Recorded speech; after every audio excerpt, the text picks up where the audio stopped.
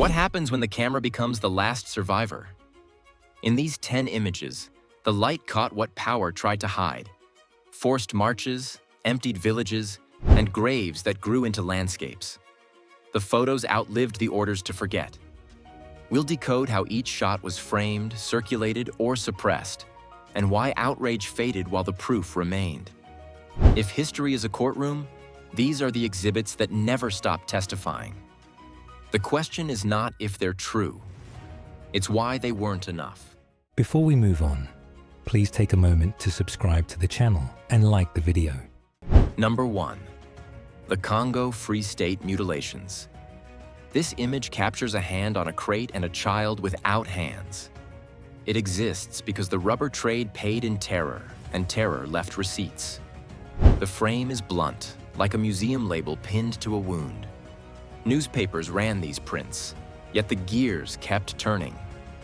The quotas held.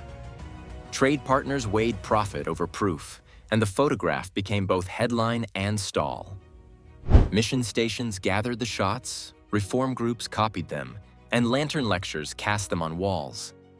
Severed limbs tied the commodity to the cost, and the camera, as one critic said, was the only witness. I couldn't bribe. Number 2.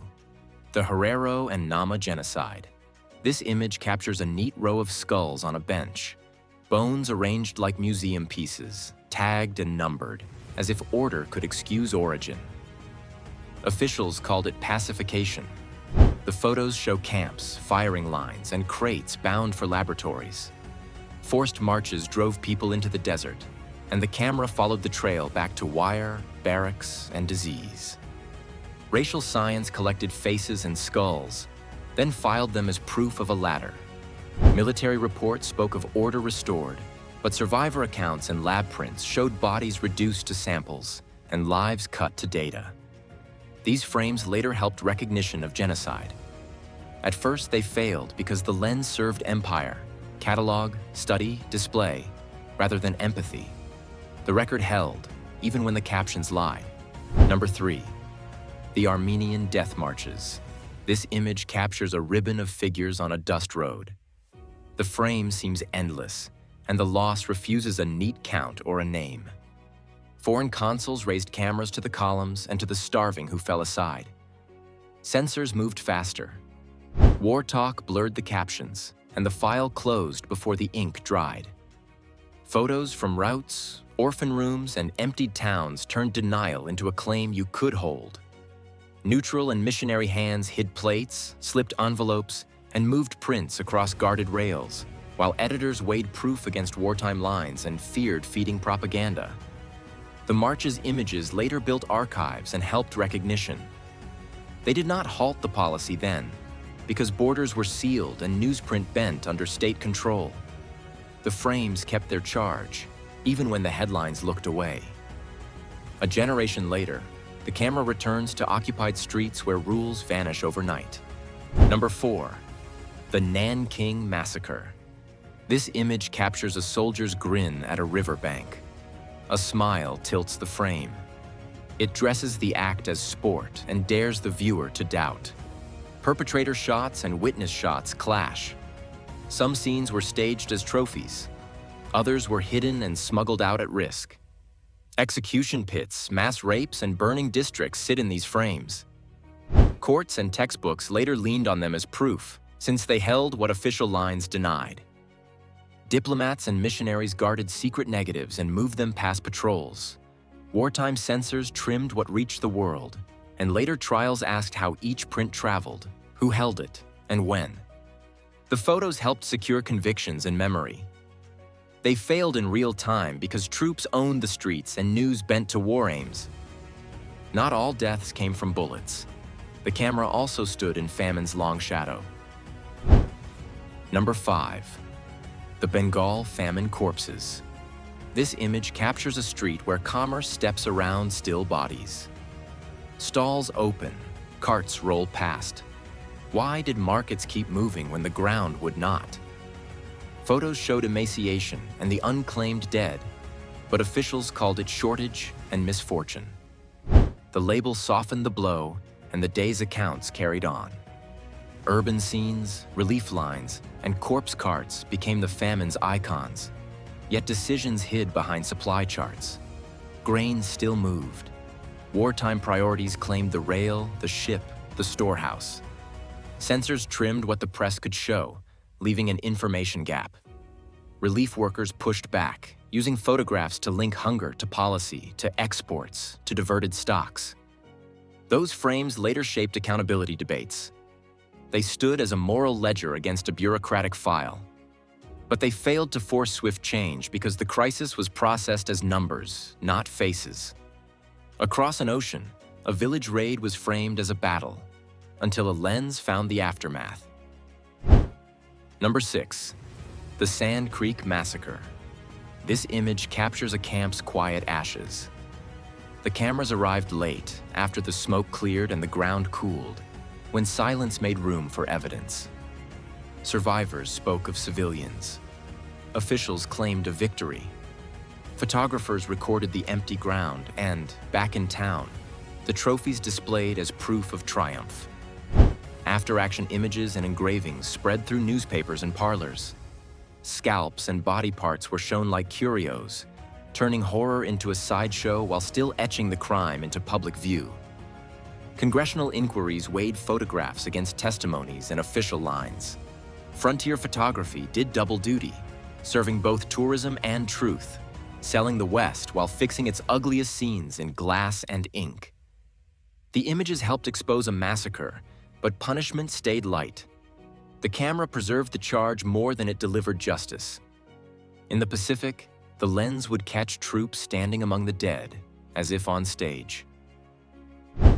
Number 7. The Philippine-American War Atrocities. This image captures a hill of bodies with soldiers posed. When the shooter is also the photographer, the story arrives pre-edited, like a label fixed to an exhibit. Trophy photos from massacres traveled as postcards.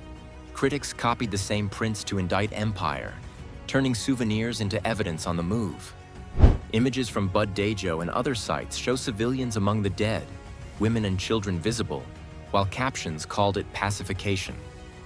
One reform network sent the Bud Dajo scene to W.E.B. Du Bois, who wrote, "I think that picture is the most illuminating thing I have ever seen, and wish to hang it so students learn what wars of conquest really mean." Reformers cited these photos in letters and hearings, but outrage ebbed with distance and racial narratives. The postcard that normalized violence later read as propaganda. The proof endured. The excuses aged. Decades later in Europe, denial moved underground. Literally. Number 8. The Srebrenica mass graves. This image captures a green field that is also a map. The earth shows straight lines and pale patches, like a grid drawn by a hidden hand.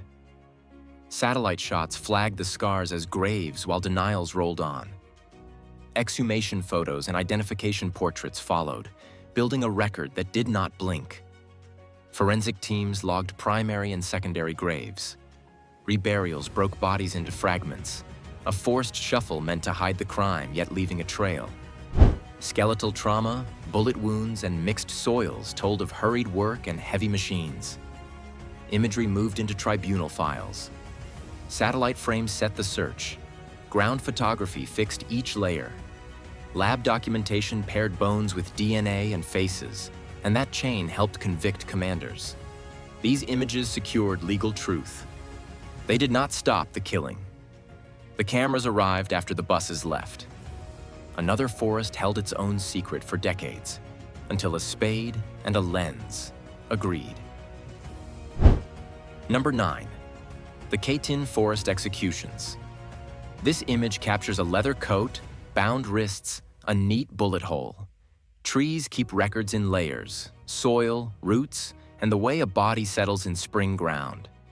Competing regimes blamed each other. Photos of exhumed officers clashed with official timelines, as staged claims tried to steer the eye. Excavation images showed uniforms, notebooks, and watches. Forensic notes dated the killings to a season, and propaganda rushed to seize the frame with planted hints. Seasonal markers, munitions analysis, and photographic logs undercut denial.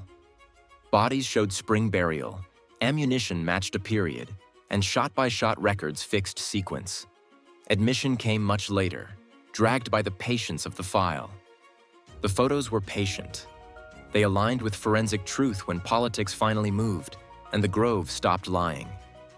Far from battlefields, a different system hid its dead in schoolyards, where trim class portraits sat beside quiet ground. Number 10. The Native American Boarding School. Abuses. This image captures two portraits of one child. Hair long, then shorn.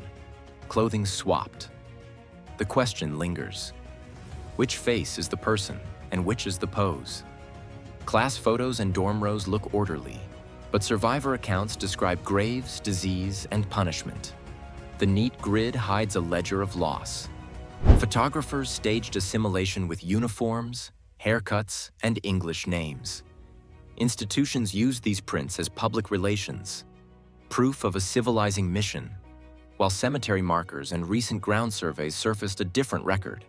Community-led teams used ground-penetrating tools and archival matching to reveal hidden burials, and to chart mortality that reports had softened or erased.